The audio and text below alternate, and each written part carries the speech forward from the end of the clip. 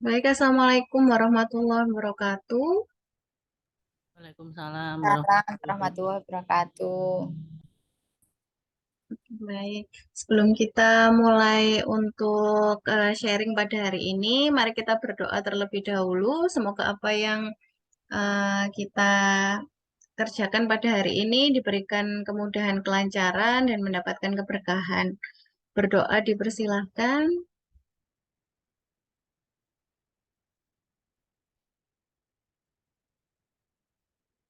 Berdoa dicukupkan.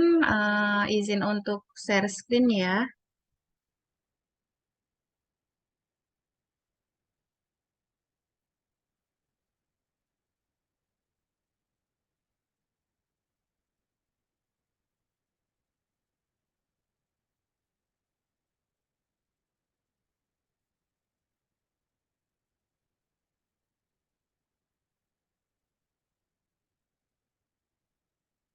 Apakah sudah terlihat jelas?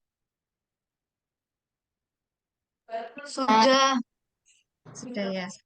Baik, untuk pada malam hari ini kita akan sharing bersama tentang masih tentang seluruh asuhan kebidanan ya, mulai dari kehamilan sampai KB, kesehatan reproduksi sampai komunitas seperti itu. Oke, lanjut ke soal soal. Nanti sama seperti sebelumnya, saya minta tolong dari Mbak-Mbak bergantian untuk membacakan sambil kita diskusi bersama. Di soal nomor satu, minta tolong untuk membacakan. Sebentar, minta tolong untuk membacakan. Mbak Dina, Iya, Bu. Seorang perempuan umur 22 tahun, G1B0A0, hamil 30 minggu, datang ke PMP mengeluh bengkak pada kedua kaki sejak 4 hari yang lalu.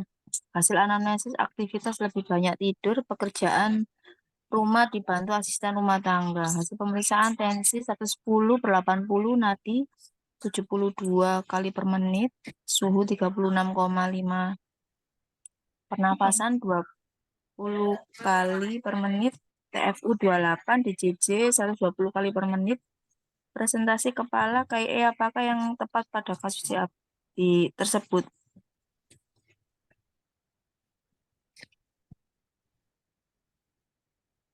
A ya, Bu. ya di nomor satu ini kira-kira kondisinya fisiologis atau patologis? Fisiologis, Bu. Fisiologis. Penyebabnya karena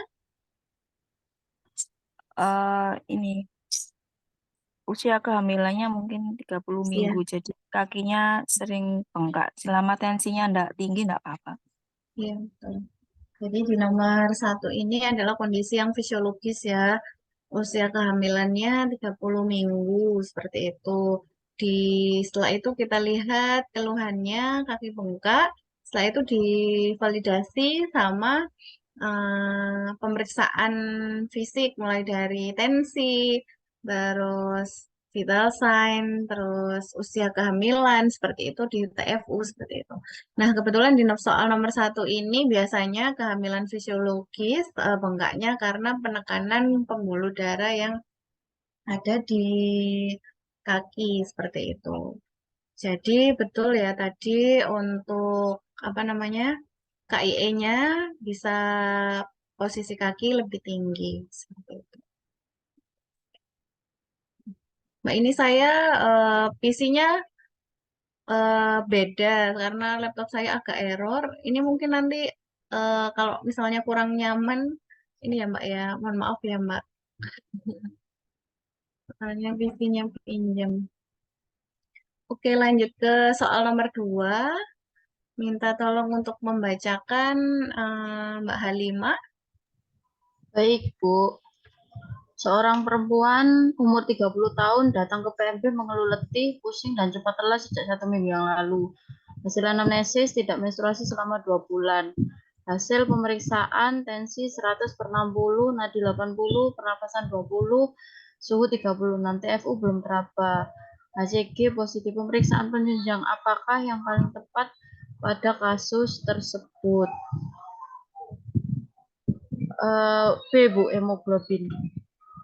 Ya, kira-kira di soal nomor 2 ini fisiologis atau patologis? Fisiologis. Kira-kira karena apa? Karena perubahan apa itu, Bu, yang biasanya bikin anime itu ya. Iya, Lupa. betul. Karena proses hemodialisisnya, apa namanya? Karena pengenceran darah biasanya akibat hormon, jadi ibu-ibu yang hamil darahnya lebih encer seperti itu. Plus karena plasmanya lebih banyak. Atau nanti kadang di soal juga ditanyakan kira-kira ini penyebabnya apa gitu. Makanya jadi dari satu soal kita bisa apa namanya jabarkan lagi untuk beberapa soal seperti itu. Betul Iya. ya, karena keluhannya cepat lelah, sudah seminggu, kira-kira kita masalahnya, oh mungkin bisa aja anemia seperti itu. Jadi kita lakukan pemeriksaan hemoglobin. Nah, ini di tiap semester ya, umumnya di standar pelayanan minimal kebidanan, ini apa aja yang harus diperiksa di tiap semester. Ada trimester 1, 2, 3 gitu ya. Paling enggak di buku KIA biasanya sudah ada apa aja yang harus diperiksa di tiap semester seperti itu. Terus tadi betul curiganya ke anemi, ada tanda-tanda mudah lelah, terus habis itu lebih ya capek seperti itu. Kadang ditanyakan tentang berapa kadar HB-nya seperti itu. Eh, Fisiologis kadar HB fisiologis pada ibu hamil seperti itu minimal berapa. Atau kadang ditanyakan tentang berapa bagaimana cara minum untuk tablet tambah darah seperti itu. Sekarang yang terbaru tablet tambah darah itu diberikan selama setiap hari selama 9 bulan kehamilan. Seperti itu di buku KIA. Yang terbaru sudah ada kartu pengontrol. Juga kadang ditanyakan berapa kandungan tablet tambah darah yang bisa, misalnya kandungan di dalamnya itu segi sulfat ferrosus itu terdapat apa aja minimal itu juga sudah ada di buku KIA. Kemarin di apa namanya pembahasan kehamilan juga sudah saya share buku KIA yang terbaru. Oke, lanjut ke soal nomor 3. Minta tolong membacakan Mbak Nurul Lailia. Iya, Bu. Seorang perempuan umur 25 tahun datang ke PMB ingin konsultasi kehamilan. Hasil anamnesis, menikah 5 bulan yang lalu, ingin hamil, haid teratur, frekuensi hubungan seksual sering, hasil pemeriksaan KU baik, tensi 110/70, nadi 70, pernafasan 20, suhu 36,8, tidak ada riwayat penyakit infeksi, dan abdomen tidak teraba massa. Asuhan apakah yang paling tepat pada kasus tersebut? A ya, Bu ya. Saya A atau Ya, B, antara A dan B. ya. Kira-kira di soal nomor 3 ini pasiennya mau apa? Dalam fase apa? Tahap fase apa?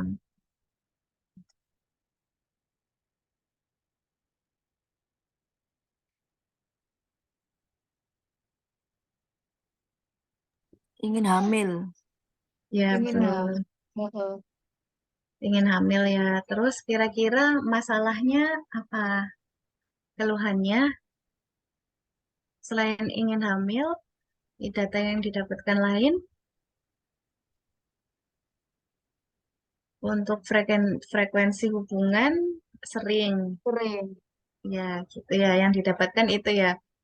Sama apa Iya, namanya ingin hamil frekuensi hubungan sering ya. Untuk TTV, untuk yang lainnya nggak normal. ada masalah ya, normal. Tidak ada riwayat infeksi gitu ya, abdomen nggak kenapa masa.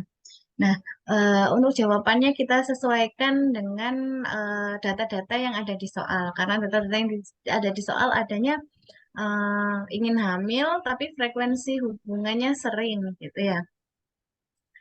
Normalnya sebenarnya ibu ini di masa menikah selama 5 bulan itu sebenarnya masih normal ya, belum hamil ya. Data data apa namanya berdasarkan data biasanya 6 bulan itu baru di ini kan di apa namanya mulai waspada. Tapi kalau misalnya usia dengan usia 25 tahun seperti itu, biasanya batasnya karena usia reproduksi sehat, biasanya diberi jangka waktu 1 tahun gitu. Nah, kemungkinan di soal ini karena ada kata kunci frekuensi hubungan seksual yang sering.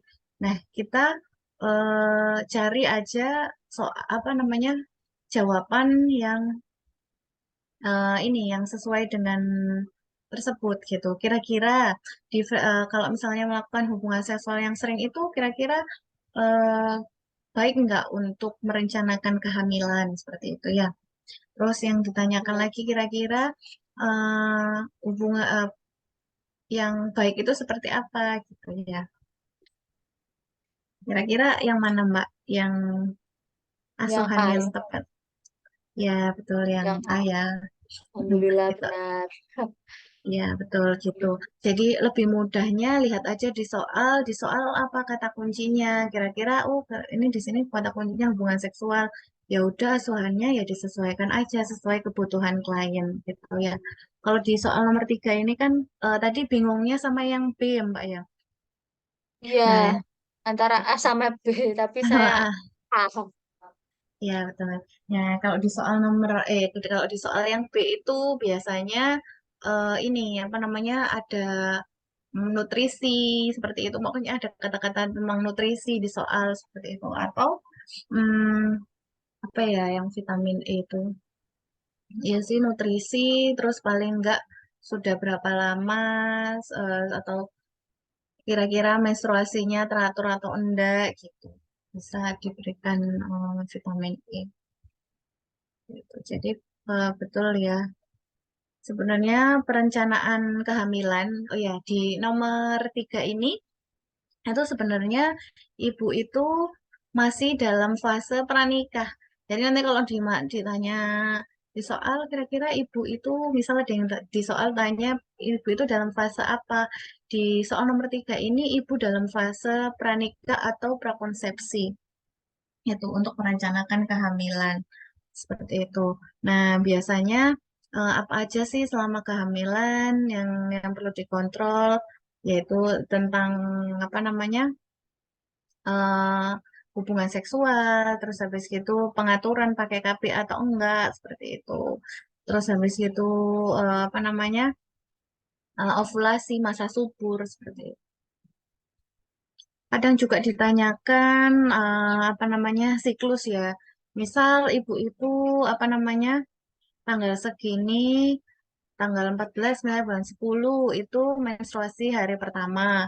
Masa suburnya kapan? Seperti itu. Terus habis itu kapan konseling untuk masa subur? Seperti itu. Ada yang ditanyakan seperti itu.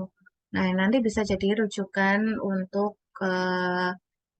KIE ini apa namanya siklus menstruasi atau masa subur.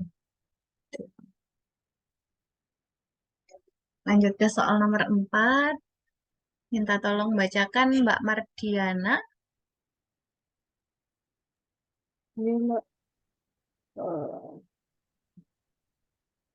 seorang bidan bertugas di puskesmas juga melakukan pencatatan dan pelaporan tentang situasi kesehatan ibu dan anak melalui PWSKIA. Hasil laporan pencatatan disajikan dalam bentuk grafik. Pada saat ini bidan sedang membuat grafik tentang kunjungan kehamilan bagi ibu hamil yang baru pertama kali melakukan pemeriksaan di bidan. Apakah grafik yang akan dibuat bidan pada kasus tersebut? K1. Yang mana Mbak? Yang A. Yang A ya. B. Betul ya. Ini untuk tentang PWSKIA, tentang asuhan kebidanan komunitas. Biasanya yang ditanyakan kalau enggak grafiknya gitu, kadang ada di soal itu ada data-data Misal di K1 tahun segini berapa, terus habis itu cakupan K1 ditanyakan dalam misal cakupan K1 sebelumnya sekian, terus jumlah penduduk ditemukan sekian, terus habis itu penduduk yang baru pertama kali melakukan eh pertama kali ke bidan sebanyak sekian, berapa cakupan K1 seperti itu kadang ditanyakan seperti itu. Terus apakah cakupan K1 itu sudah memenuhi atau belum, kadang ditanyakan itu. Nah, kadang juga ada yang ditanyakan tentang teori, misalnya kalau misalnya K1 itu apa, K4 itu apa, KF apa, KN apa. Itu ya, biasanya yang ditanya sih ya seputar cakupan aja sih. Nah, di PWS KIA itu ada beberapa, ada K1, ada K4, ada KN, ada KF. Terus habis gitu perlu tahu juga sasaran ibu hamil, terus ibu hamil yang beresiko, seperti itu. Nanti bisa di ini ya, atau kamu nanti juga bisa direview kembali di buku Asuhan Kebidanan Komunitas yang kemarin, yang saya lampirkan kemarin. Oke, lanjut ke soal nomor 5. Minta tolong bacakan Mbak Ruby. Seorang perempuan umur 20 tahun G2P1A0 hamil 24 minggu datang ke posyandu untuk memeriksakan kehamilan. Hasil anamnesis tidak ada keluhan dan gerakan janin aktif dirasakan. Hasil pemeriksaan tensi 110/70 mm Hg, nadi 80 kali per menit, penafasan 20 kali per menit, suhunya 36,5 derajat Celcius. TFU tinggi pusat DCC 146 kali per menit teratur. Apakah peran yang dilakukan bidan dalam kasus tersebut? A. Pelaksana. Ya, betul. Jadi perannya ya, kemarin ada pelaksana, ada pengelola, ada peneliti, ada sebagai pendidik seperti itu. Nah, kalau misalnya kita bertugas mandiri sesuai kewenangan kita, termasuk peran sebagai pelaksana.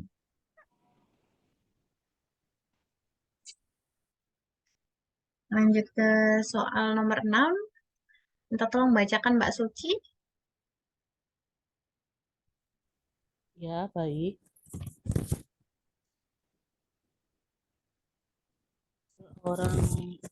Seorang perempuan umur 36 tahun, G2P0, abortus 0 kali, hamil 12 minggu, datang ke PMB dengan keluhan keluar darah dari jalan lahir sejak 3 hari yang lalu. Hasil anamnesis keluhan disertai dengan nyeri perut bagian bawah. Hasil pemeriksaan KU baik kesadaran kompos mentis, tensi 110/70, nadi 78 kali per menit, pernafasan 20 kali per menit, suhu 36,7 derajat Celcius. TFU 3 jari atas simpisis, pengeluaran darah berwarna hitam dan bergumpal. Pemeriksaan dalam, pembukaan serviks 2 cm. Diagnosis apakah yang paling mungkin pada kasus tersebut? Jawabannya C. Abortus incipiens. Nah, di soal kira-kira kata kuncinya apa aja, Mbak? Kata kuncinya keluar nyeri perut bagian bawah, terus pengeluaran darah berwarna hitam dan bergumpal, serta pemeriksaan dalam, pembukaan serviks 2 cm. Jadi ini abortusnya sedang berlangsung. Jadi insipiens. Oke, nah ini termasuk macam-macam jenis abortus ya. Mulai abortus iminen, abortus insipien, abortus incomplete, complete, habitual, sama misabortion gitu ya. Di soal itu sudah ada pertama dari nyerinya, apakah ada nyeri perut ya, ada nyeri perut. Terus yang didapatkan lagi TFU 3 jari atas simpisis, mulai ada pengeluaran darah hitam dan bergumpal, pembukaannya sudah 2 cm. Ya, kita cari ada nyeri perut. Nah, kalau misalnya ada nyeri perut, ini bisa mulai iminen sampai incomplete seperti itu. Terus Setelah itu perdarahan. Ada perdarahan enggak? Oh ada. Tadi perdarahannya kehitaman dan bergumpal ya. Terus habis gitu ada jaringan enggak? Oh enggak ada, belum terbuka jaringan. Tapi apa namanya? Hasil pemeriksaan VT-nya mulai terbuka seperti itu. Nah, kalau terbuka ini bisa digolongkan menjadi insipient sama incomplete. Bedanya cuma kalau misalnya incomplete itu sudah ada jaringan, kalau yang insipient nggak ada jaringan. Seperti itu. Dan uterusnya kalau incomplete sudah mulai mengecil. Di soal ini kan FU-nya masih 3 jari atas simpisis ya, berarti masih besar dan nggak ada tanda-tanda pengeluaran jaringan. Itu. Jadi jawabannya abortus incipient. Oke, lanjut ke soal nomor 7 ya. Di soal nomor 7, minta tolong bacakan Mbak Dina.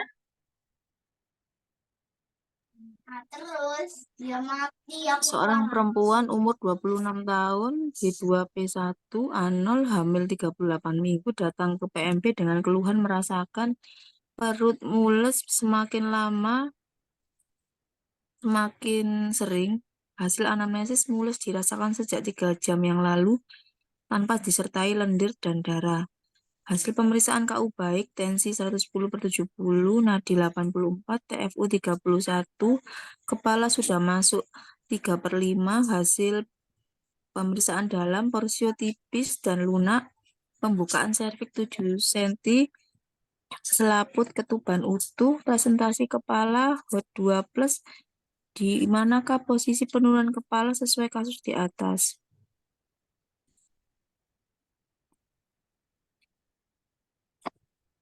B.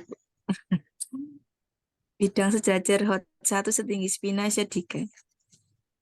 Ya, ini kira-kira di soal yang ditanyakan tentang penurunan kepala ya. Sekarang langsung aja sekarang kepalanya adanya di HOT Di HOT 2.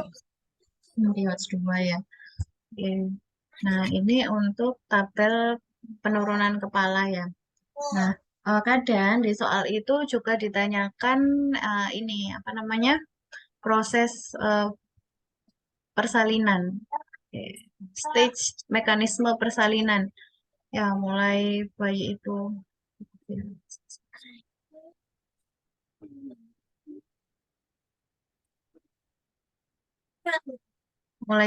itu masuk PAP, terus fleksi,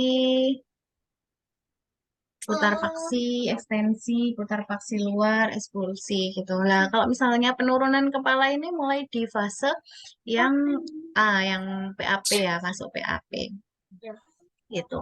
Nah, yang ditanya itu bidang HOTS 2. Nah, di bidang HOTS 2 itu terletak kalau di pemeriksaan darahnya sejajar dengan HOTS 1, terletak setinggi bawah simpisis, bagian bawah simpisis. Jadi yang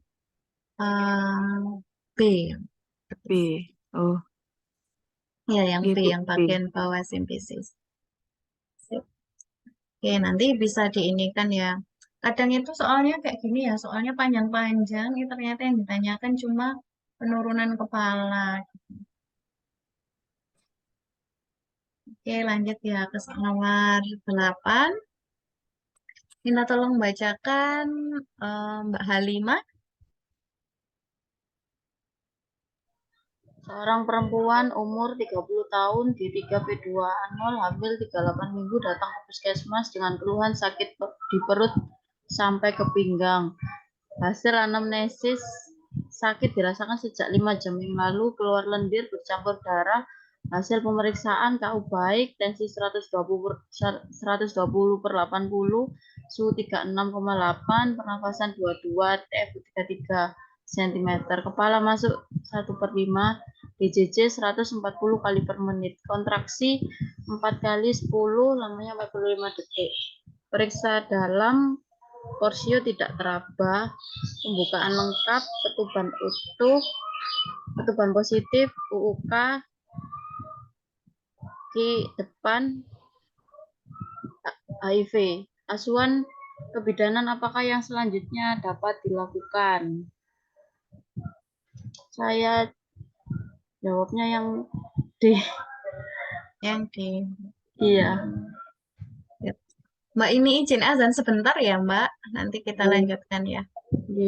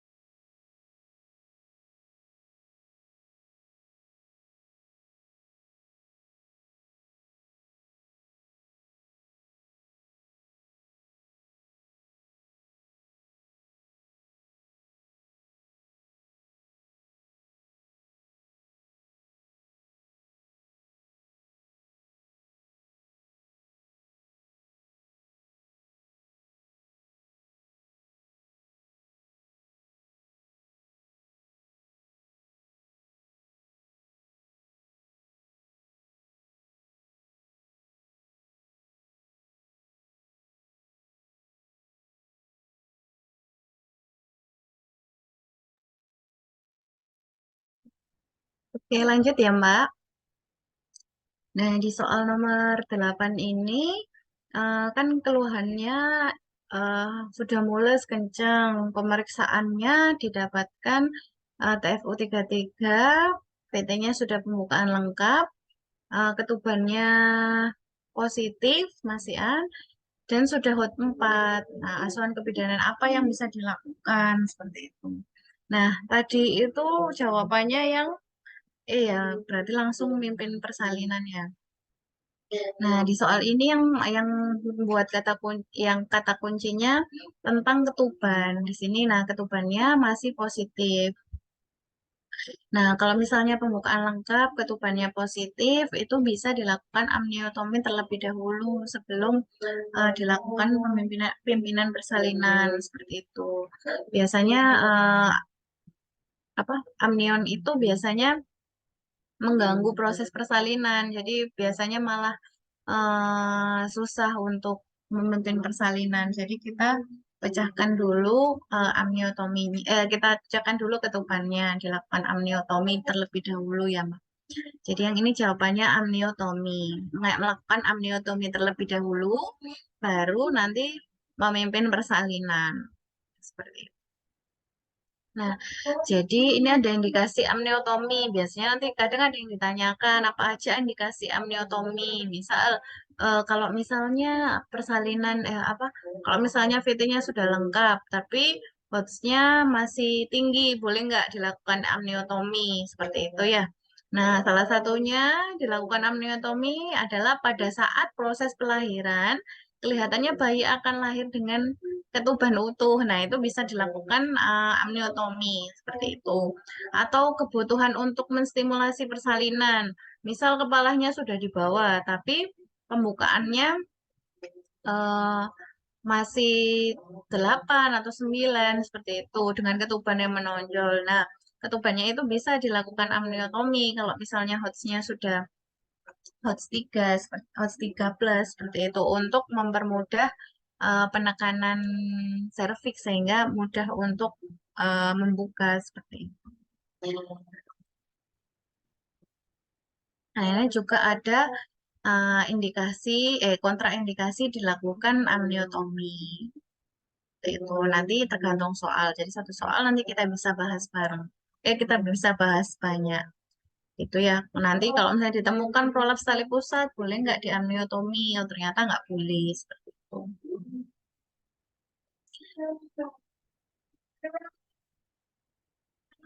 Oke, lanjut ke soal nomor 9. Minta tolong membacakan Mbak Heryu Vina.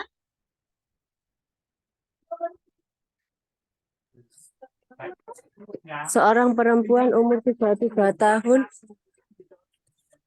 B2P1A0, umur kehamilan 40 minggu, sedang dalam persalinan kala 1 di BPM sejak 4 jam lalu dengan keluhan mules sekali. Hasil anamnesis sakit melingkar dari perut depan tembus ke belakang sejak di rumah hingga 1 jam yang lalu. Dan saat ini rasa sakit berkurang.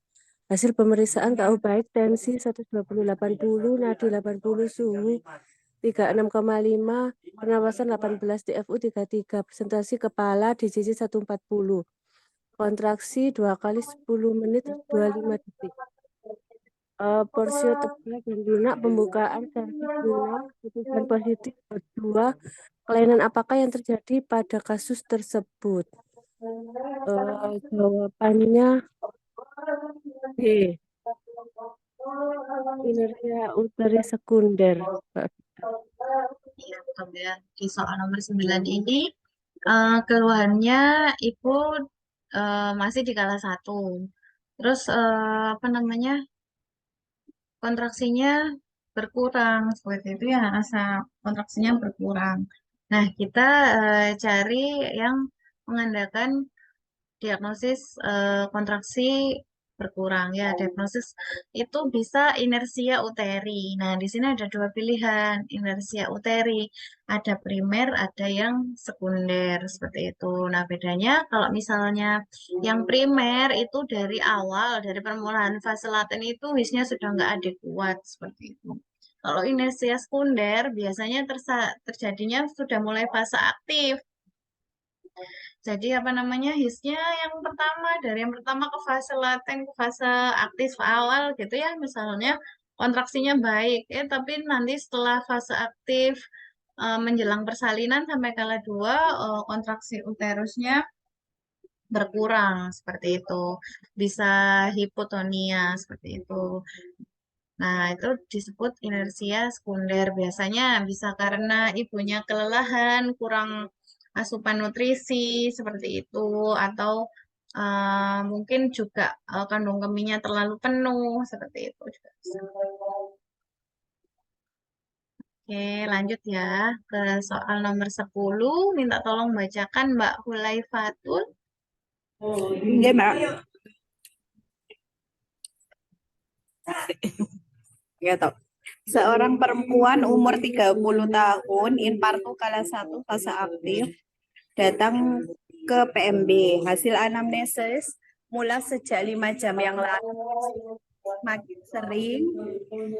Hasil pemeriksaan tekanan darahnya 110/70, nadi 88, suhunya 65, pernafasannya 22, TFU 34 cm, kepala masuk 3/5. Pemeriksaan dalam, porsio tipis dan lunak, pembukaan 8, selaput ketuban positif, teraba fontanella anterior, H3. Apa presentasi janin pada kasus tersebut? Fontanella anterior, kepala. Kepala ya. Yeah. Oke. Jadi ini macam-macam presentasi, ada muka, dahi, dagu, mulut, sama kepala. Ya. Nah ini ya kita bahas dulu. Yang pertama presentasi muka. Nah presentasi muka itu biasanya pemeriksaan dibagi ada pemeriksaan abdominal seperti apa, secara palpasi seperti apa, terus baru pemeriksaan vagina seperti itu. Nah, di presentasi muka itu biasanya teraba mata seperti itu, tulang pipi seperti itu ya. Kalau presentasi muka. Nah, setelah itu ada presentasi dahi. Nah, di presentasi dahi ini terabanya apa ya Mbak? Terabanya itu oksiput lebih tinggi daripada sinsiput ya. Jadi kalau misalnya dahi itu eh, kayak kita bayangannya ndangak gitu ya.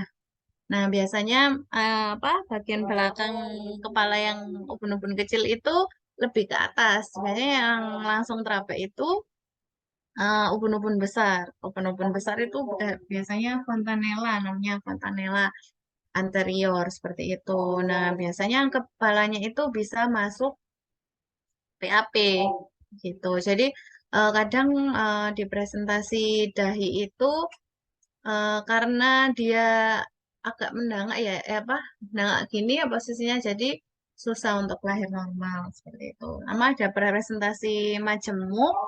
Jadi ini biasanya ekstremitas ya, kadang ekstremitas bawahnya. Selain itu disertai teraba bagian bawah janin bisa kepala atau bokong seperti itu. Terus yang terakhir itu presentasi bokong atau presentasi sungsang ya, ada sungsang murni, ada sungsang kaki seperti itu. Nah, di soal ini tadi yang teraba fontanella anterior, berarti presentasinya presentasi dahi. Lanjut ke soal nomor 11. Minta tolong untuk membacakan Mbak Mardiana. Seorang perempuan berusia 20 tahun datang ke bidan praktek mandiri mengeluh setiap datang bulan merasa nyeri perut sejak mendapatkan haid pertama. Keadaan umum baik, tidak anemis, dan tidak didapatkan kelainan genetik. Apakah diagnosa untuk kasus di atas dysmenorrhea primer? Ya, jadi di soal nomor 11 ini keluhannya ibunya nyeri perut saat haid gitu ya. Nah, kalau misalnya nyeri perut saat haid, kita lihat ada penyertanya enggak, memang ada kelainan enggak setelah di pemeriksaannya seperti itu. Oh, ternyata nggak didapatkan kelainan ginekologi seperti itu ya. Nah, kalau misalnya kalau apa nyeri perut kita langsung bisa disminor. Disminor itu tapi ada dua jawabannya, disminor primer atau disminor sekunder gitu ya. Nah, ini bedanya disminor primer sama disminor sekunder kemarin sempat ini ya disinggung sedikit. Biasanya kalau disminor primer itu murni karena gangguan hormonal seperti itu. Nah, sedangkan untuk disminor sekunder itu biasanya didapatkan kelainan atau penyakit ginekologi seperti itu. Atau juga karena efek samping dari KB, biasanya KB spiral seperti itu. Jadi betul jawabannya disminor primer. Lanjut ke soal nomor 12, Mbak Nurul Lailia. Seorang perempuan umur 22 tahun hamil 4 bulan datang ke posyandu untuk memeriksakan kehamilannya. Ibu mengatakan belum pernah mendapatkan imunisasi selama hamil maupun pada saat calon pengantin. Selanjutnya ibu diberikan imunisasi TT oleh bidan. Berapa lama ibu harus kembali untuk imunisasi selanjutnya? 4 minggu. Oke, jadi di soal nomor 12 ini Ibu statusnya imunisasi TT yang ke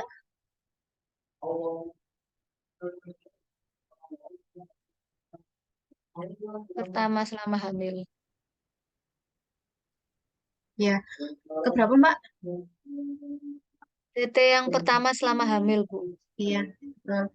Jadi di soal nomor 12 ya, biasanya nanti itu kadang ditanyakan status TT yang keberapa, kadang ditanyakan berapa lama kembali, kadang ditanyakan ada tanggal segini, berapa lama juga harus kembali, seperti itu.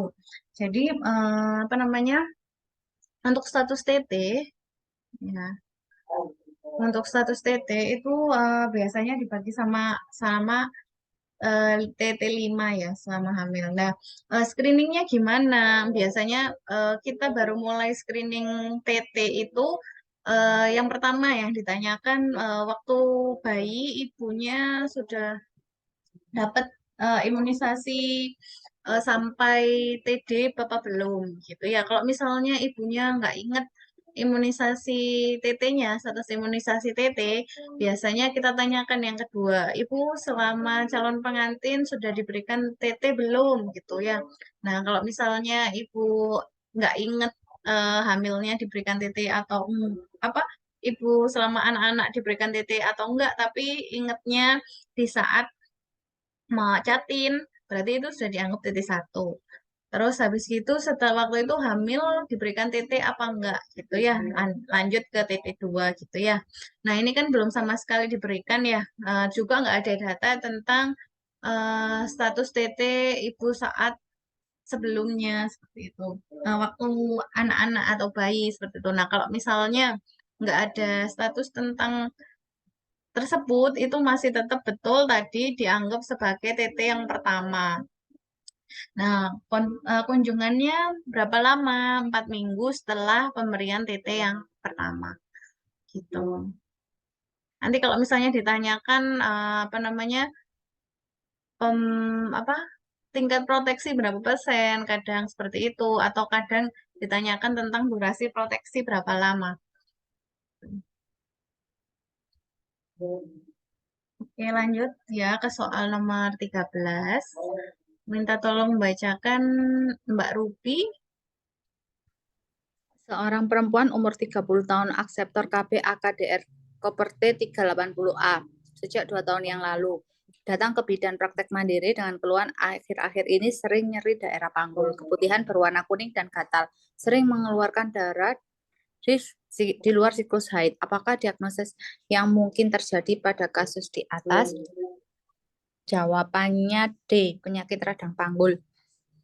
Ya, betul ya. Salah satu efek dari pemakaian AKDR itu bisa tentang penyakit radang panggul atau chronic inflammatory disease ya. Biasanya penyakitnya ini yang nggak spesifik. Jadi bisa di uterus, bisa gangguan di ovarium, tuba fallopi, atau organ lain di sekitar panggul. Keluhannya sama seperti di soal, mengeluh darah di luar siklus, bisa terus habis gitu nyeri panggul atau keputihan seperti itu. Ini gejala-gejalanya ya, ada menstruasi di luar siklus, terus habis gitu biasanya ini apa namanya, ada penyumbatan di tuba seperti itu. Oke, lanjut ke soal nomor 14. Minta tolong bacakan Mbak Sartika. Ya Bu, seorang perempuan umur 27 tahun melahirkan secara normal 8 jam yang lalu di bidang praktek mandiri. Vital sign tensi 120/80, respirasi 20 kali per menit, suhu 36 Celcius, 84 kali per menit, R masih takut bangun dari tempat tidurnya. Apakah konseling yang tepat untuk diberikan? Mobilisasi dini, Bu.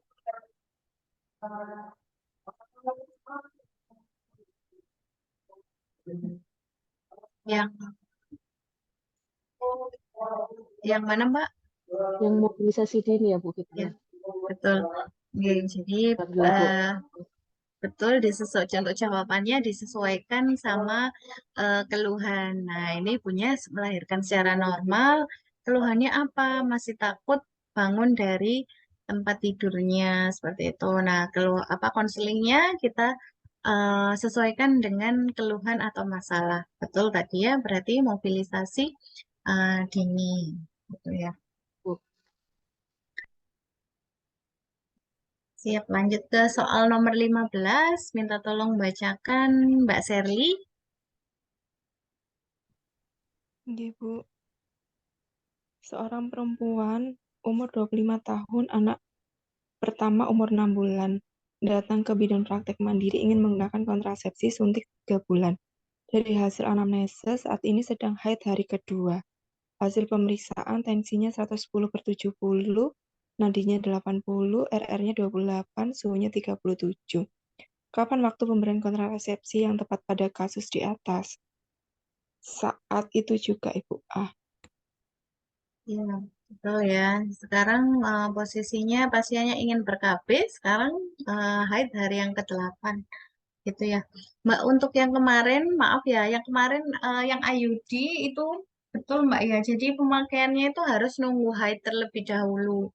Jadi untuk seluruh pemakaian KB itu menunggu haid terlebih dahulu. Jadi yang untuk yang pembahasan soal yang sebelumnya yang soal 1, kumpulan soal 1 itu menunggu haid terlebih dahulu jawabannya ya, Mbak.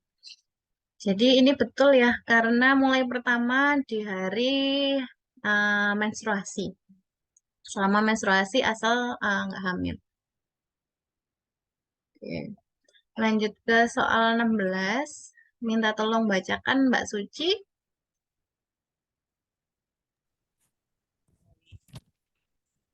Mbak Suci sudah ya, Mbak? Belum ya, Mbak Suci? Sudah yang pertama tadi. Oh iya, Yang kedua belum. Lanjut, Mbak. Seorang anak berusia 5 tahun ingin mengetahui lebih banyak mengenai hal-hal di sekitarnya, berfantasi dan mempelajari model keluarga atau bermain peran, mampu berbahasa dengan lancar, berhitung, mengenal warna, melompat, dan menari.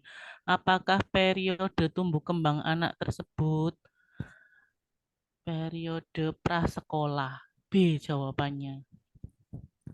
Ya, usianya sekarang 5 tahun. Mulai ada tanda-tanda ini ya, sudah mulai mempelajari model keluarga, bermain peran, berbahasa lancar, berhitung, seperti itu ya.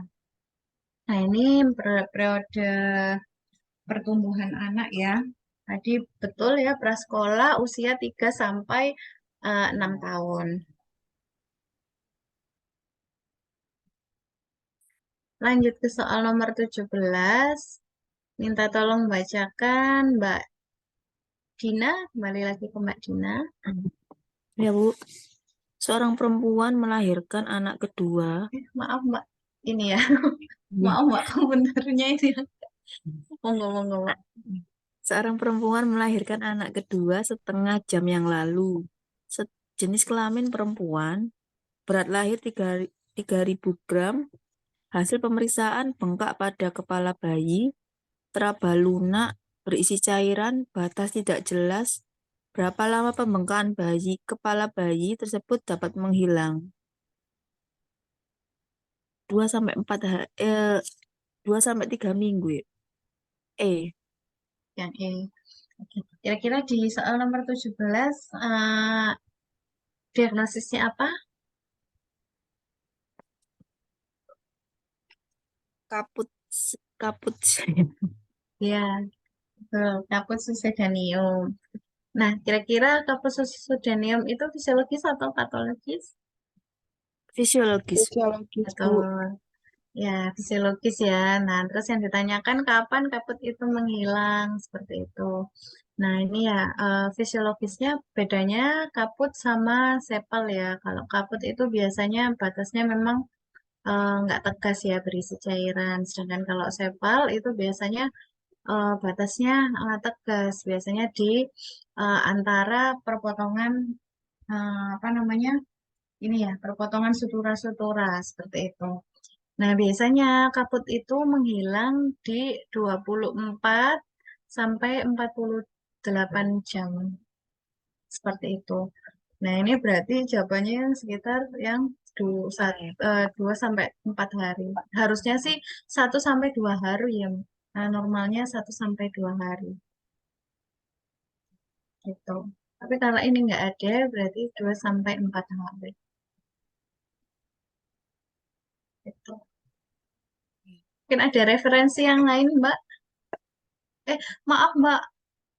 Ini nih, flow resolutionnya 3 minggu sampai 3 bulan. Maaf, maaf. Yang ini berarti ya, 3 minggu sampai 3 bulan. Oh, nggak ada jawabannya. Sepertinya benar yang A tadi. 3 minggu sampai E. 2 bulan.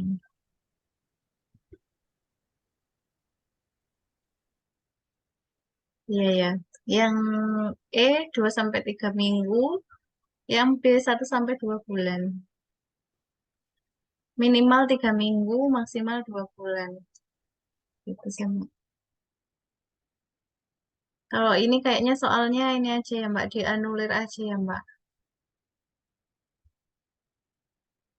Ada yang 3 minggu, ada yang 2 bulan. Jadi dia ngempisnya itu sekitar 3 minggu sampai 3 bulan. Maaf, Mbak. Ya ini, kalau ini munculnya di hari pertama sampai hari yang kedua. Gitu. Ada referensi lain kah Mbak?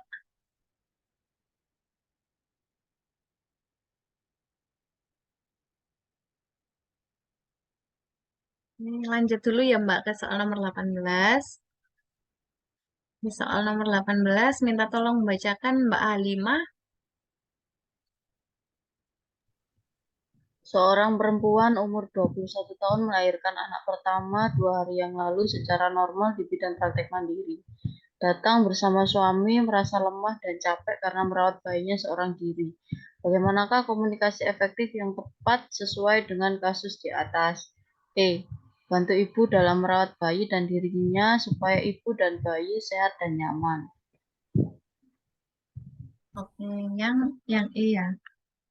Nah, kira-kira di soal nomor 18 ini kita langsung yang datang kan 2 ya, yang konseling ya ibu dan bapak. Nah, kira-kira eh, konseling itu apa namanya, harus kalau konseling itu harus mencakup dua-duanya. Jadi selain memberikan edukasi ke ibunya, ke pasien, tapi juga bisa mengedukasi keluarganya karena ibunya di sini keluhannya lemah terus capek dalam merawat bayinya, seperti itu. Nah, kira-kira kita konselingnya yang melibatkan keluarga itu kan ada jawaban yang B, yang C,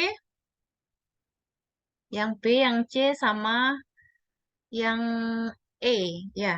Nah, Terus selanjutnya teknik komunikasi efektif itu intinya kita harus merefleksikan itu kira-kira ini itu apa yang bisa dilakukan oleh keluarga seperti itu.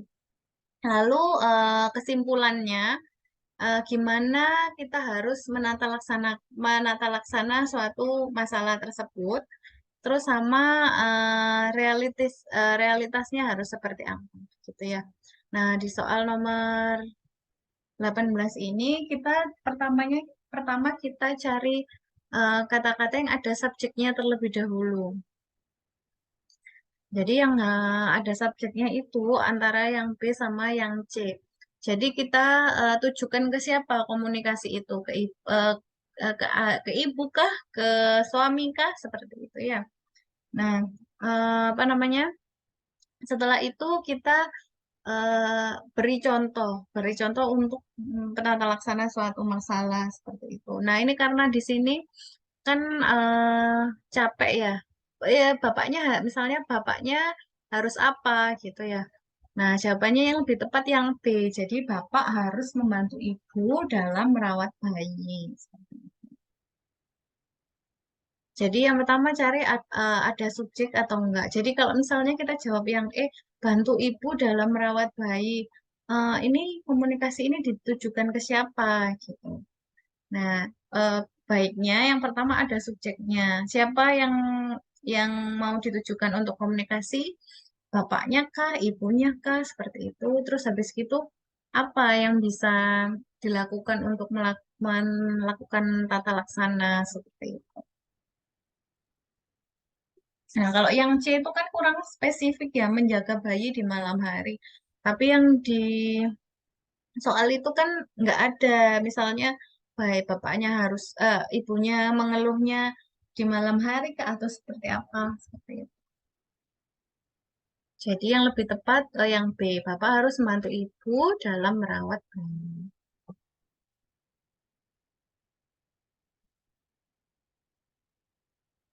Itu. Lanjut ke soal nomor 19. Minta tolong bacakan Mbak Heriuvina. Seorang perempuan umur 26 tahun, anak satu umur 2 tahun, datang di bidan praktek mandiri ingin menggunakan kontrasepsi IUD. Hasil pemeriksaan normal, bagaimana cara kerja dari alat kontrasepsi yang akan digunakan dalam kasus di atas. Menghalangi pertemuan sperma dan ovum. Yang apa, Mbak? E. Ya, betul. Jadi yang menekan ovulasi, mencegah implantasi, mengentalkan lender cervix, seperti itu, sama membuat endometrial atrofi ini tugas dari hormonal, seperti itu.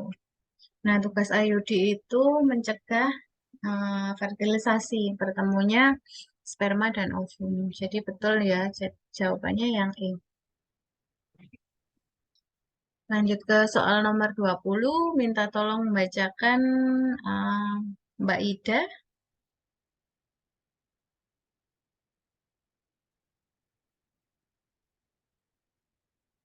Bulan. Nah, kita dari awal belum dibayar, Pak. Ini rame, dengar ya Mbak di jalan. Dengar monggo Mbak. Seorang perempuan umur 24 tahun datang ke bidan praktek mandiri pukul 10. Mengatakan hamil pertama usia kehamilan 9 minggu. Mengeluh perut kenceng, hasil pemeriksaan pembukaan serviks 6 cm, kulit tuban utuh, presentasi kepala, penurunan ketiga pada pukul berapakah infarktut kala 2 diperkirakan. Datang jam 10. Ya, tagihannya Mas Daya. Ya. Tadi sudah 14 ya Mbak. Betul berapa Mbak? 16. Tadi itu saya udah percaya kan. 14. 14. Ini kan hamil yang pertama. Sekarang pembukaan 6 cm. terus ketubannya masih utuh. Nah, di fisiologisnya pembukaannya kalau hamil pertama 1 cm per jam. 1 cm 2 jam. Jadi betul tadi selama karena pembukaan 6 berarti kurang lebih 4 jam sekitar jam 14. Oke, lanjut ke soal nomor 21. Minta tolong Mbak Intan.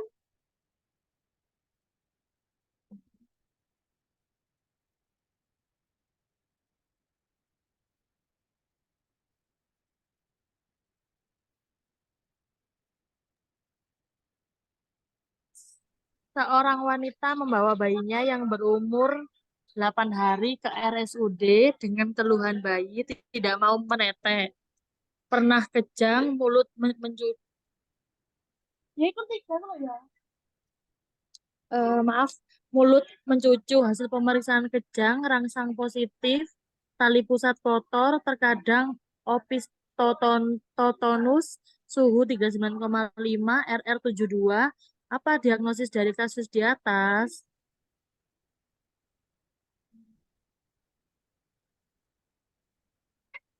Yang D, otitis media akut. Ya, oke. Kira-kira di soal nomor 21 ininya apa aja Mbak yang perlu kata kuncinya?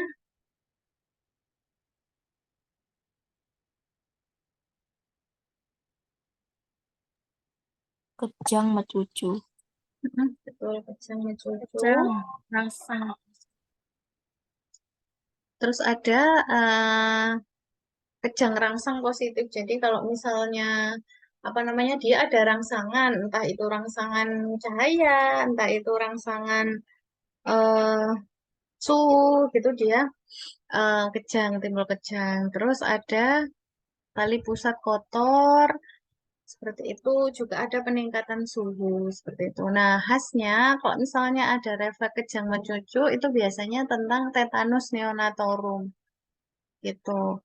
Jadi tetanus neonatorum itu adanya infeksi Clostridium tetani gitu. Nah, biasanya ini kalau tetanus neonatorum karena ini apa namanya? Kurangnya hygiene, terus kurangnya PPI apa pencegahan penyakit infeksi di apa PPI-nya bidan yang kurang baik di alatnya seperti itu. Jadi ini ototnya kaku, terus habis gitu khasnya itu ada rangsangan suara atau cahaya atau sentuhan seperti itu nggak bisa netek dengan baik seperti itu. Jadi di soal diagnosisnya tetanus neonatorum.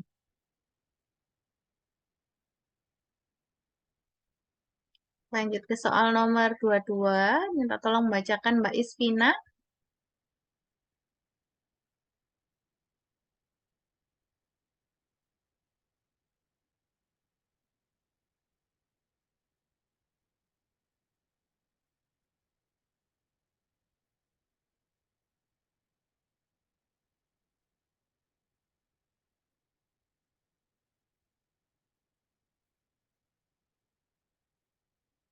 Atau Mbak Hulai Fatul.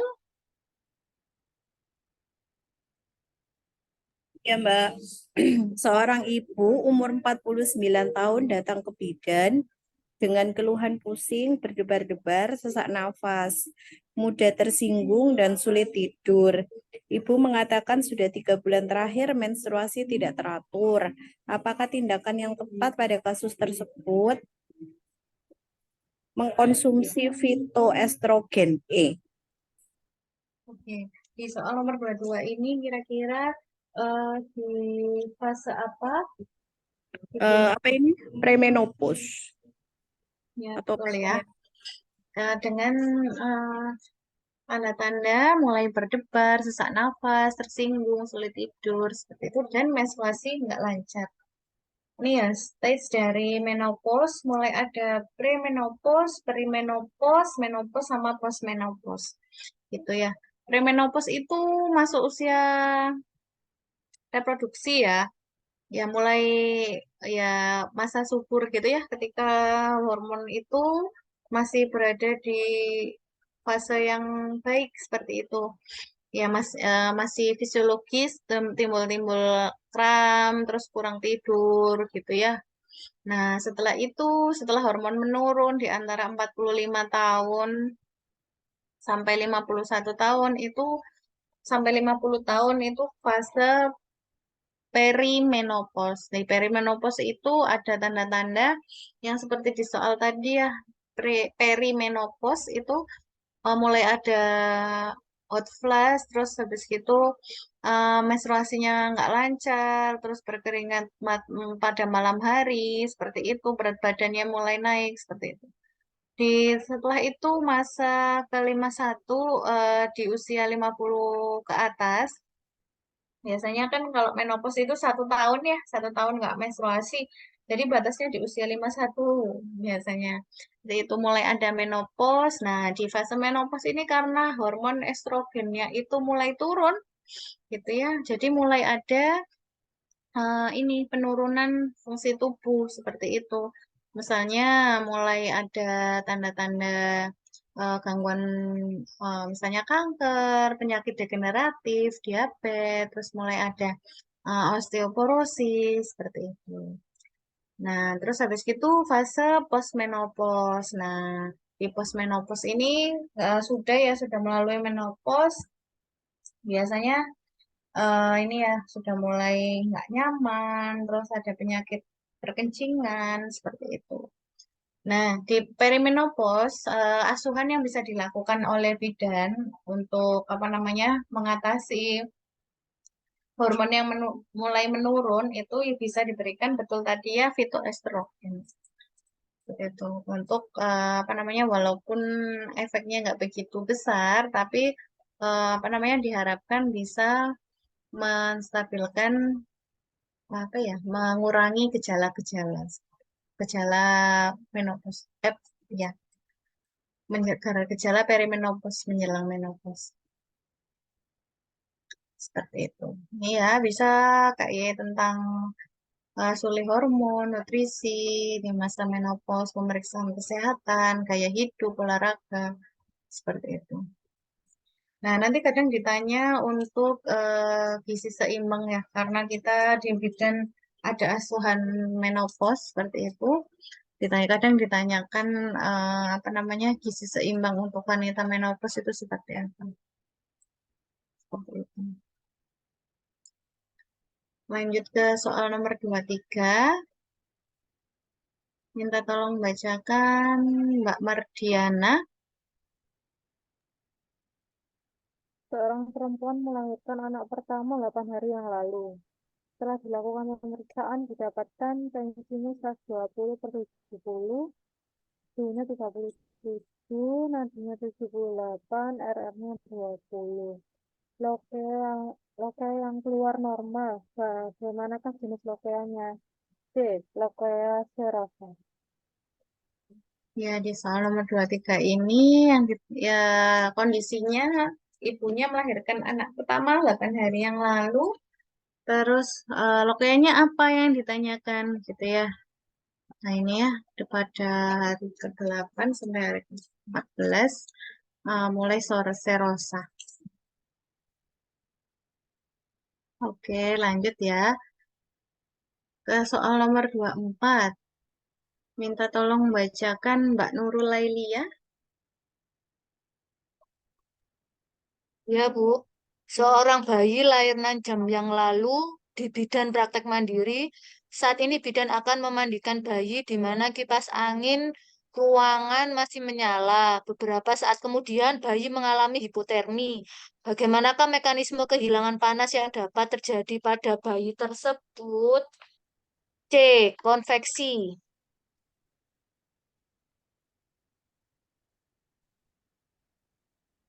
Oke, di sini apa namanya kata kuncinya di kipas angin ya. Kipas angin menyala. Ya, mekanisme kehilangan panas ada evaporasi, konduksi, konveksi, sama radiasi seperti itu. Nah, Yang ditanyakan tadi tentang AC ya. Biasanya kalau air temperatur atau kipas angin AC seperti itu ya, biasanya metodenya melalui konveksi. Yang ini ya mekanisme kehilangan panas karena ada perbedaan suhu yang mengalir dan mungkin dari yang rendah ke dari suhu yang ke lebih rendah seperti itu. Selanjutnya evaporasi ya. Evaporasi ini penguapan seperti itu. Biasanya karena bayi di dekat apa tidak pakai topi seperti itu. Jadi apa namanya mengalami evaporasi seperti itu. Kalau konduksi melekat ke benda-benda yang dingin. Kalau radiasi ketika bayi itu misal basah. Seperti itu. Lanjut ke soal nomor 25. Minta tolong bacakan Mbak Ruby. Seorang bidan sedang menata obat-obatan imunisasi di dalam lemari es. Saat ini bidan akan memasukkan imunisasi BCG. Berapa suhu yang tepat untuk penyimpanan vaksin tersebut? 2-8. C. Ya. Ini suhu penyimpanan vaksin ya. Ada yang ditanya vaksin BCG. Biasanya di vaksin BCG itu idealnya betul di 2 sampai 8 derajat Celcius.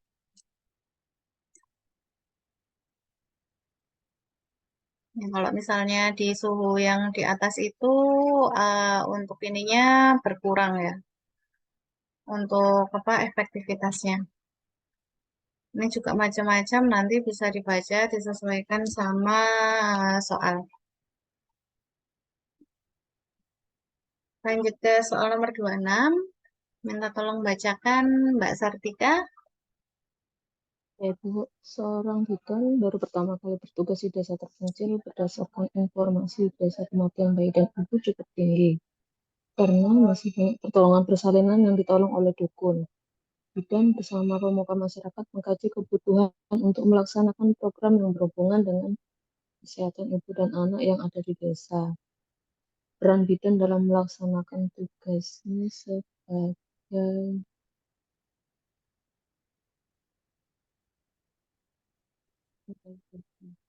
ini Ibu pendidik karena banyak yang ditolong oleh dukun. Oke, ini Ibu. pendidik. Oke. Nah, ini yang pertama yang kata kuncinya ya, ini seorang bidan baru di desa terpencil gitu ya. Masalahnya apa? Ternyata pertolongan persalinan banyak pertolongan persalinan oleh dukun seperti itu. Terus bekerja sama dengan pemuka masyarakat mengkaji kebutuhan untuk melaksanakan program seperti itu.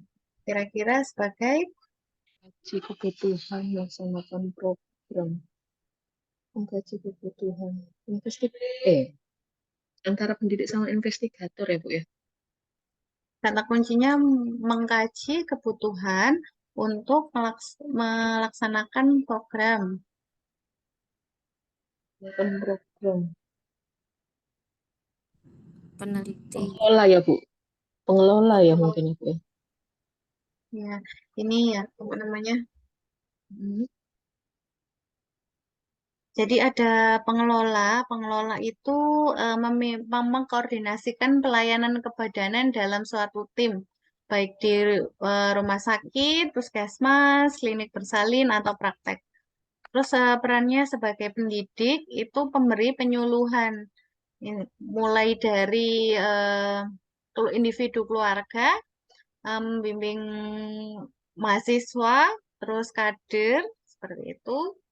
Terus ada perannya sebagai peneliti, yaitu ini ya mengkaji dasar keilmuan mandiri atau secara tim seperti itu sebagai pelaksana. Nah, kira-kira perannya sebagai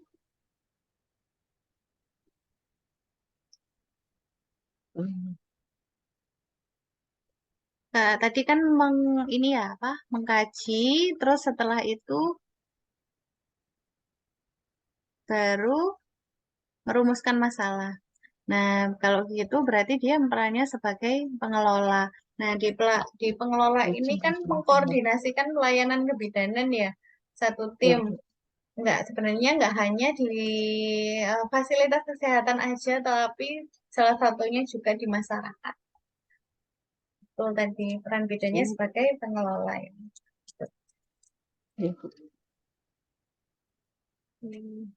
Lanjut ke soal nomor 27. Minta tolong bacakan Mbak Sherly.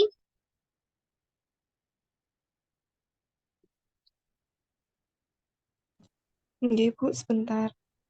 Oke. Seorang perempuan usia 30 tahun datang ke rumah sakit hamil 9 bulan. Janin tunggal hidup intrauterin dengan presentasi kepala. Taksiran berat janinnya 4.200 gram.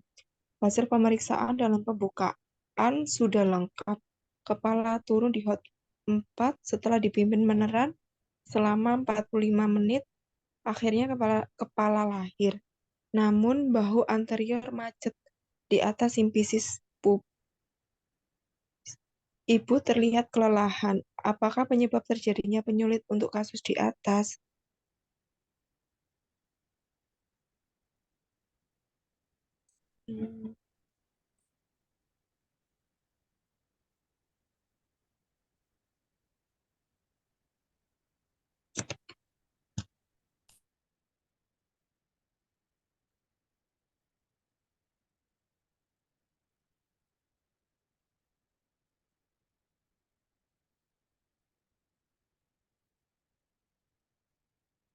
Kira-kira kalau dari masalah dari soal yang ditemukan masalah apa aja? Bayi besar. Sudahkah? Ya, bayi besar. Terus Jawabannya makrosomia ya, Bu? ya. Jadi di soal nomor 27 ini yang jadi masalah berat bayinya 4.200 ya, taksiran berat janin. TBC-nya 4.200. Ternyata sudah pembukaan lengkap, kepalanya sudah hot 4 seperti itu. Dipimpin melahirkan, kepalanya lahir tapi bahunya macet seperti itu. Nah, terus ternyata ada kata-kata ibu terlihat kelelahan seperti itu. Nah, biasanya tapi kita fokus aja ke taksiran berat janin karena kenapa di sini sudah dipimpin melahirkan, kepalanya lahir namun bahu anterior macet gitu ya. Itu yang biasanya sebagai kata kunci. Nah, biasanya di nomor 27 ini diagnosisnya distosia bahu, penyebabnya karena makrosomia. Gitu ya. Diagnosisnya distosia bahu, ini resiko-resikonya walaupun bayinya di atas 4.000, kalau ini walaupun di atas 4.500 ya, tapi kalau ada kata kuncinya kegagalan pertama kegagalan putar paksi luar kepala bayi seperti itu, atau kegagalan turunnya bahu.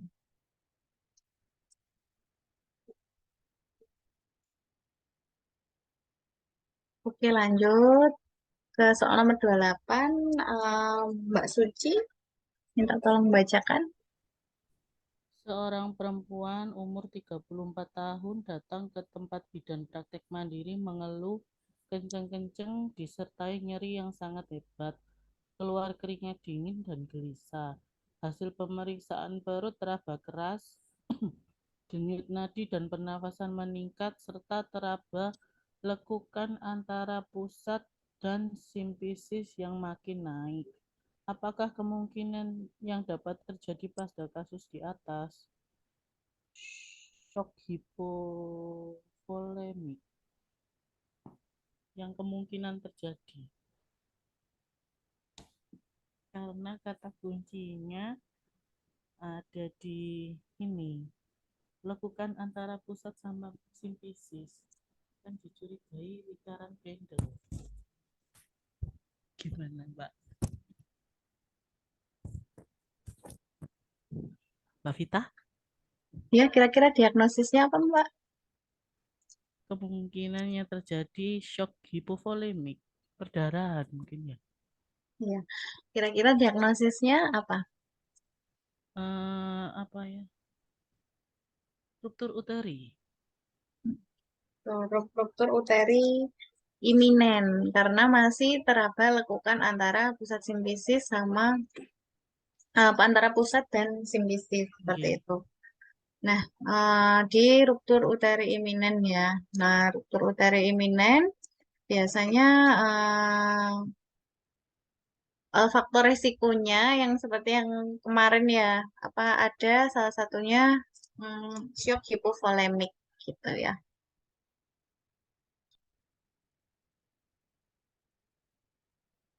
Komplikasinya shock hipovolemik karena perdarahan yang hebat atau bisa aja sepsis. Oke. Lanjut ke soal nomor 29. Minta tolong bacakan Mbak Dina. Oke, Bu. Siapakah penanggung jawab posyandu? Lurah. B, Bu. Ya, itu ya salah satu posyandu.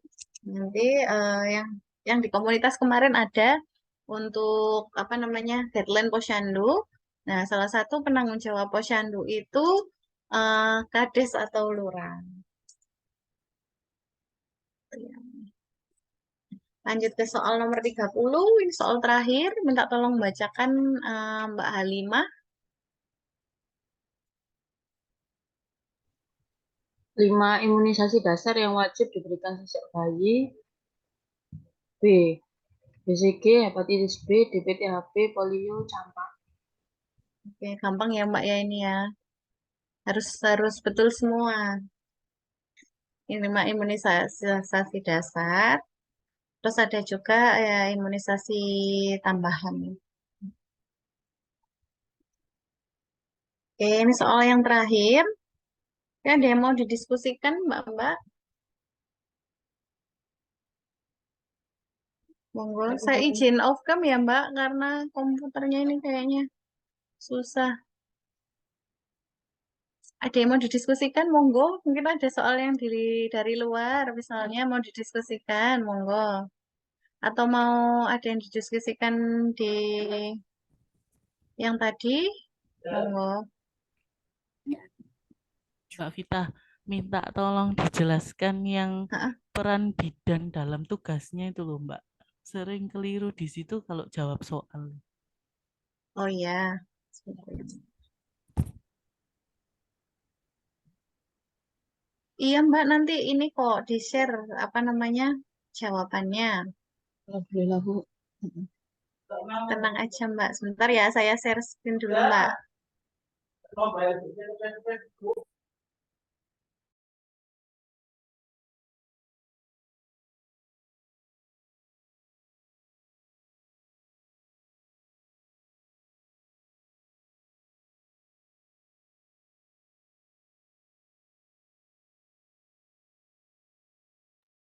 Ini ya Mbak, ini untuk peran bidan sebagai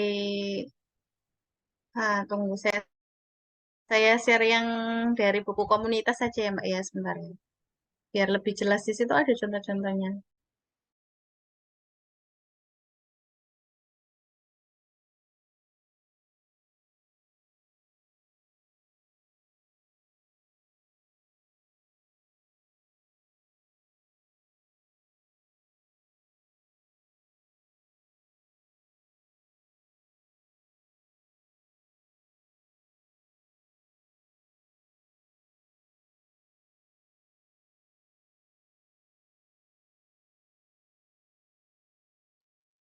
Bentar ya Mbak ya, saya buka dulu ya Mbak. Ini agak loading laptopnya.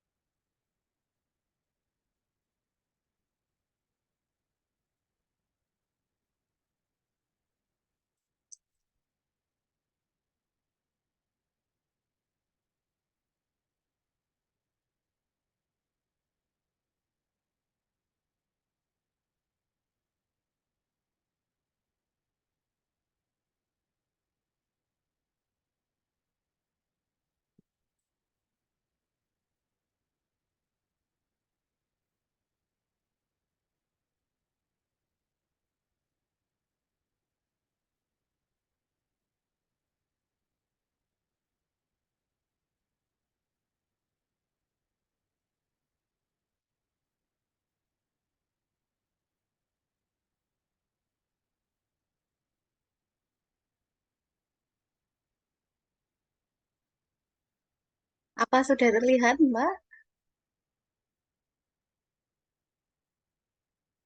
Yang di buku komunitas, ini untuk peran bidan. Yang pertama sebagai pelaksana. Ini yang nggak sulit ya untuk bedakan pelaksana ya. Nanti ada tugas mandiri, kolaborasi, sama rujukan seperti itu. Nah, selanjutnya itu peran sebagai pengelola. Nah, peran sebagai pengelola itu bidan memiliki dua tugas.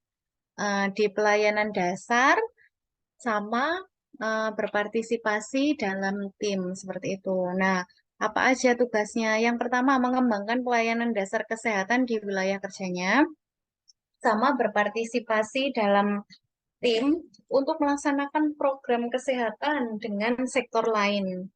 Gitu ya. Ini contohnya kayak yang soal terakhir tadi, yang apa bekerja sama dengan tokoh masyarakat itu sebagai pengelola.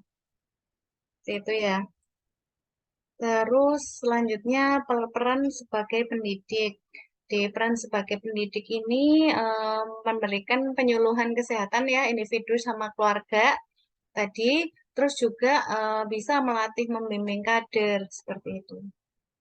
Nah, selanjutnya yang D sebagai peneliti itu mengidentifikasi kebutuhan investigasi, menyusun rencana kerja pelatihan, terus melaksanakan intinya eh, mencari suatu di masyarakat untuk bisa pengembangan eh, program seperti itu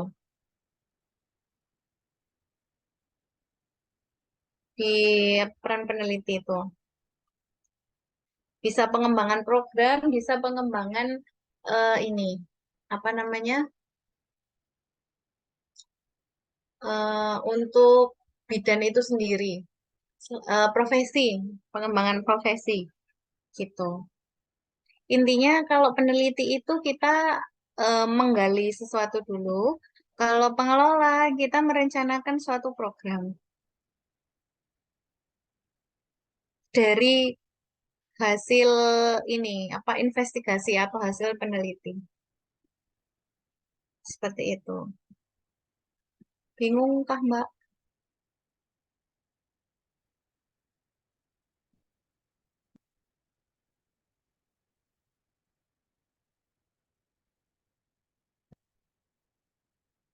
Itu ada yang mau didiskusikan kah Mbak? Boten, Mbak, sampun. Itu. Jadi ya ini aja kalau misalnya kalau pengelola itu kita melaksanakan, kalau peneliti kita mencari.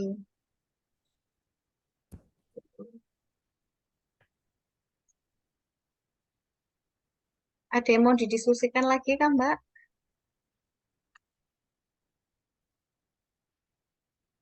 Mungkin tadi di soal ada yang masih ini Izin, Bu. ragu-ragu. Iya, monggo Eh, Mbak. apakah penanganan pada pasien HIV dengan pasien yang sehat pada waktu persalinan apakah sama, Bu? Seperti yang tadi yang dilakukan amniotomi itu loh, Bu. Yang HIV. Itu kan Sebentar ya tadi Mbak. ya yang eh, ada tulisannya pasien HIV itu apakah sama penanganannya seperti dengan pasien yang Oh, biasa sebentar. maksudnya, yang enggak HIV atau HBsAg? Mbak itu jangan-jangan bukan HIV, tapi HOTS 4. Oh gitu, iya, iya, baik-baik, Bu. Makanya saya tadi kok HIV bingungnya karena ada tulisannya HIV itu tadi, makanya bingung Jawabannya akhirnya. itu ya Mbak. Iya, Sebentar saya makanya coba mau share. jawab amniotomi itu takut kok apakah boleh saya gitu. Oh iya, sebentar.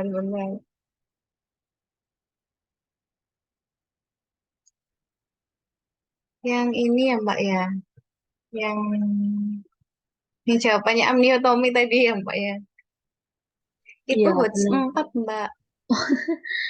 Iya, makanya kok di BPM atau puskesmas tadi ya kok lahir Oh, HIV betul. saya gitu. Ini ya Mbak. Sebentar Iya, Bu. saya ini. Iya, ini HOTS 4 maksudnya Mbak, maaf. Harusnya di Iya, spasi betul. ya Mbak. Spasi. Iya, ini HOTS 4 maksudnya Mbak. Ya, baik, Bu. Iya, siap. Maaf ya Mbak, jadi bingung. Wonten apa Siap. Bu? Iya.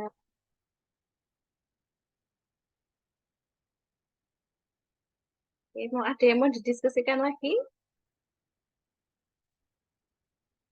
Monggo Mbak.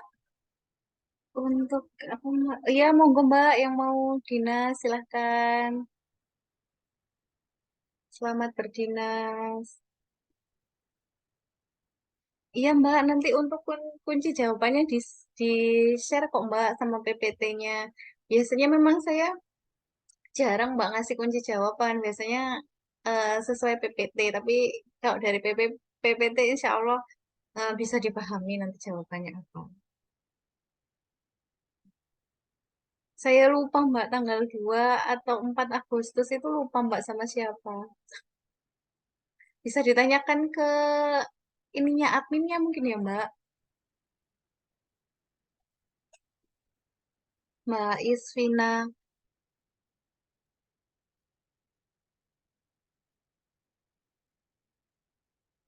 Itu mungkin ada yang mau didiskusikan lagi kan Mbak?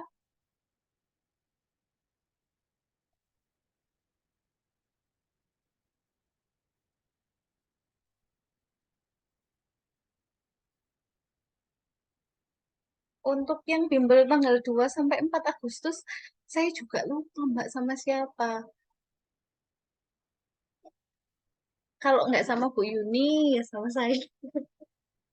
Nanti mungkin bisa ditanyakan adminnya, Mbak. Kalau misalnya jawabannya, kalau memang dari saya, biasanya saya kasih folder drive. Biasanya di drive itu ada soal, ada kunci jawaban, ada PPT-nya. Gitu.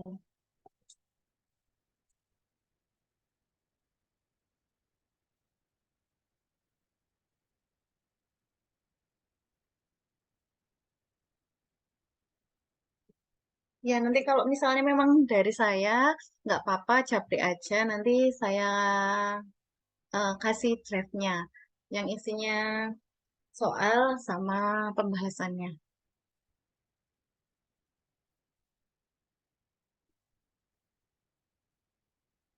Ya, nggih, Mbak. Bisa aja, bisa ke japri ke admin. Nanti bilang aja minta nomornya saya gitu, nggak apa-apa, Mbak.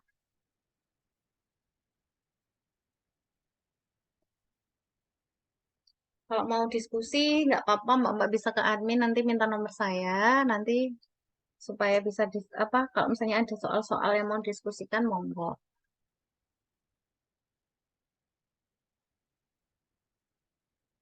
Oke, ada yang mau didiskusikan lagi?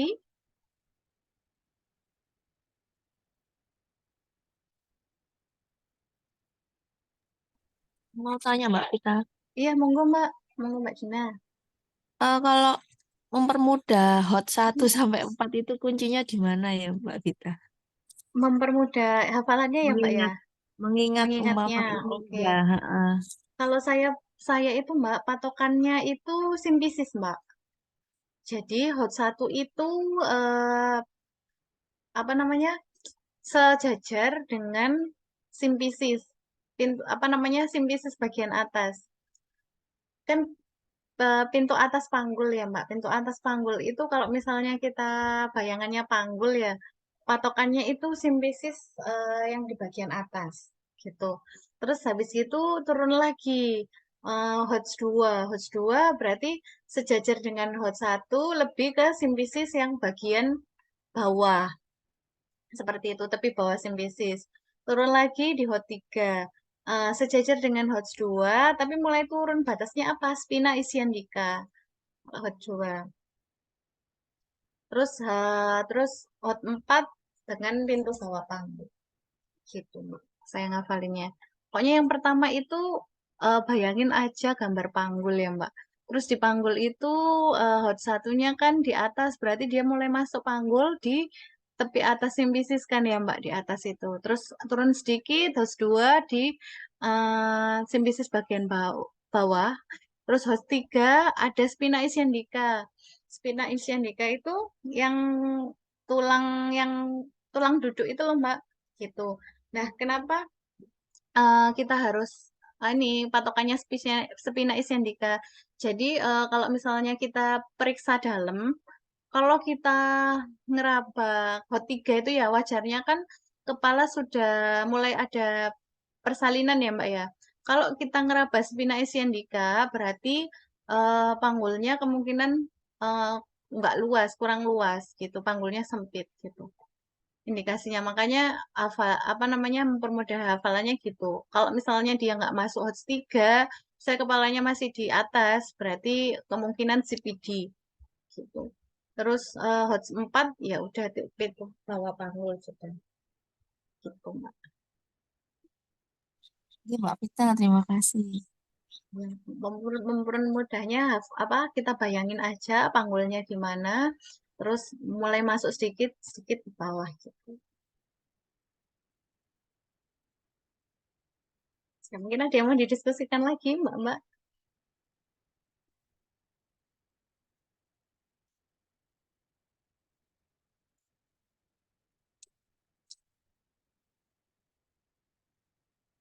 Silakan monggo Mbak, masih ada waktu.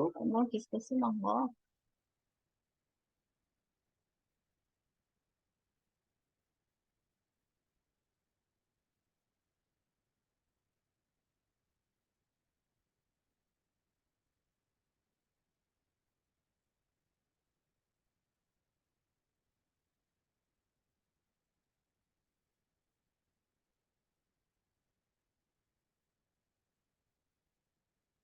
Oke, cukup Mbak untuk hari ini. Nggih, Bu. Gitu. Sampun, Bu. Bu. Baik, saya sudah dicukupkan karena tadi diawali dengan berdoa, kita tutup terlebih dahulu juga kita tutup dengan berdoa juga. Semoga apa yang kita kerjakan pada hari ini mendapat keberkahan, dimudahkan dan dilancarkan semua urusan kita, urusan Mbak-mbak. Semoga nanti tesnya lancar, mendapatkan yang terbaik dan diinginkan Mbak-mbak semua. Amin. Berdoa Kasih. berdoa dipersilakan.